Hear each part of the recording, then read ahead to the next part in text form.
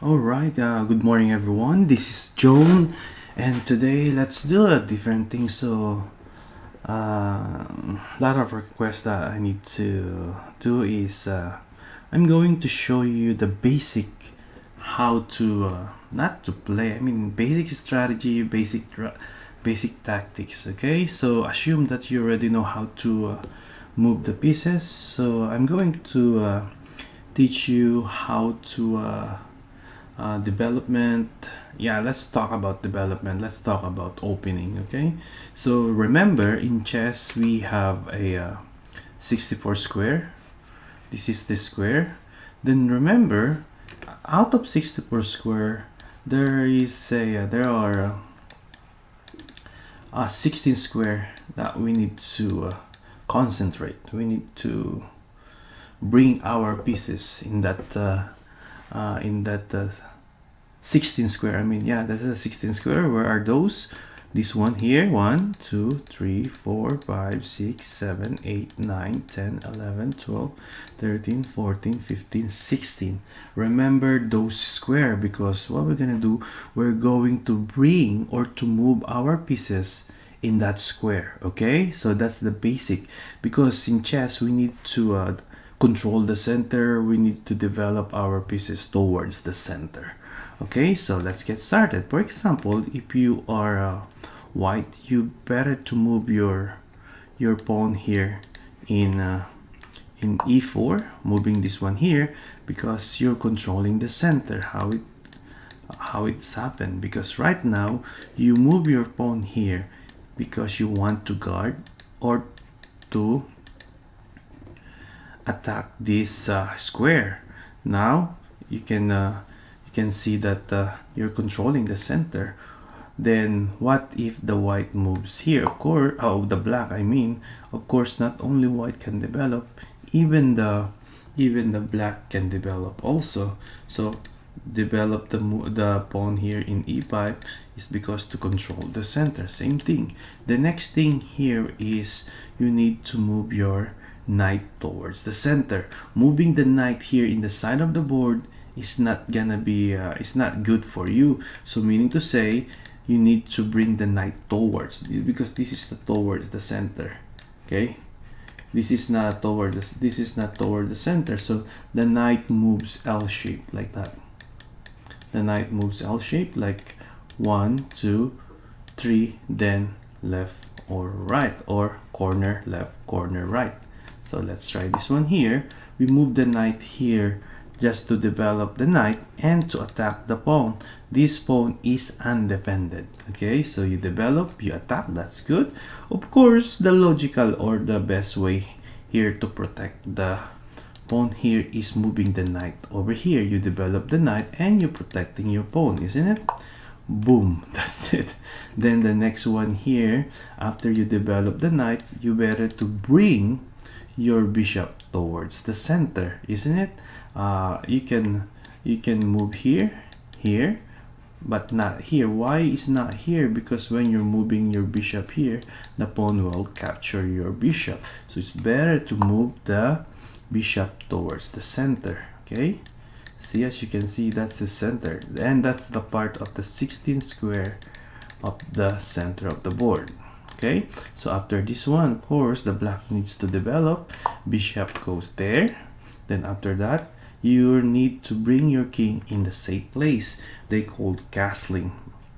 So how to do a castling? Like this one, moving the king towards the rook side, 1 2, then drop it, and then that's automatic. They called a special move. Okay, remember there are two special move in chess: castling or king safety, and the other one is en passant. Okay, so let's continue. After castling, the knight need to develop here to f6, controlling the center, and to attack the pawn here in the center. As you can see, the knight on the pawn is undependent.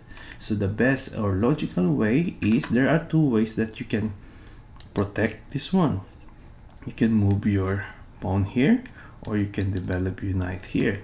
But I suggest it's better to move the pawn here. As you can see, you're creating a pawn chain. This one is very powerful because connected. Moving the pawn here is supporting your pawn and free up the bishop here, and you're supporting your bishop here in c4 in this square.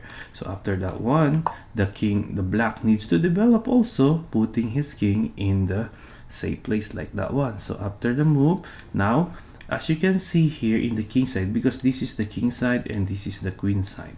Now after you develop the king side here, you develop the knight towards the center, bishop towards the center, then it's time to develop your pieces in the queen side, like the knight moving here to c3, attacking and controlling the center. So after this one, of course, black need to develop also, needs to move the bishop over here just to support the pawn here and to support the bishop here in c5 or in this square.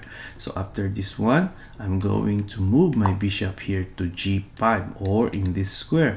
The reason here I moved the bishop here is to develop and to attack the knight and to pin the knight here, because in chess, as you can see, there's a point system. What is those point system?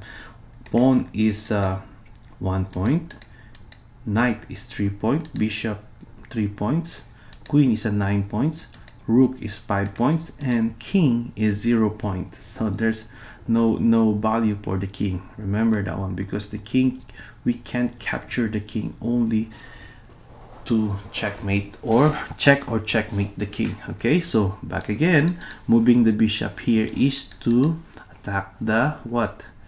Attack the knight and to pin the queen over here and to develop also. Of course, not only white can develop, the bishop can the black can develop also, attacking the knight and pinning the queen. So the best response here is moving the pawn here in the side of the board.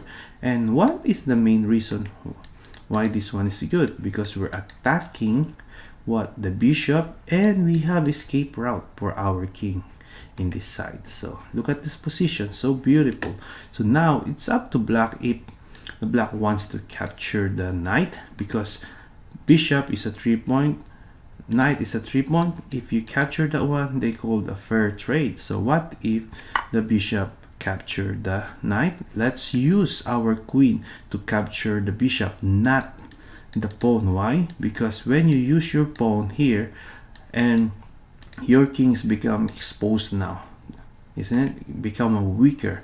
So it's better to use your queen to capture the bishop. So after this one, for example, want to move here, but the problem here is due to the first move of the white, he can capture that one, capture, and can capture. And now in this position, I mean positional base is white is a little bit advantage here, because now black has a double pawn. This is a double pawn. So in this game, you need to continue to develop towards the center. See, towards the center, everything towards the center. So this is the basic development that we need to do if you want to improve your chess skills. This is the part of, remember, this is only a basic. Knight out, let's go back. Remember, see, pawn towards the center, knight out, attacking the pawn here. Then after that one, knight develop and supporting the pawn here. So bishop out, okay, towards the center, bishop out towards the center, castling, putting the king in the safe place, knight out, attacking the pawn here in e4 and creating a pawn chain. Then after this one, castling, then knight to c3, knight to d6, creating a pawn chain. Okay, then here bishop to g5, pinning and attacking the knight, isn't it? Then let's go back here, then bishop to g4, pawn to h3, attacking the bishop here, as you can see. Then capture, capture, then pawn attack the bishop here in g5. Then after that, we can capture this one, because if we capture that one, the black ends up with the double pawn here. Okay, so after this one, putting the rook towards the center, then here, continue to develop. After this one, you're done with your, I think you're done with your opening and development. And the next one is you're going to the middle game and end game. In the middle game, there's a lot of rules that you need to learn, because especially if you want to continue your chess and to study about middle game strategy, you need to learn the tactics, basic tactics. All right, this is Joan, and hope you like my short lesson about how to develop the pieces towards the center. And I'm sure, and I'm assume that you already know how to move your pieces. Okay, remember this one, you better to develop your pieces towards the center.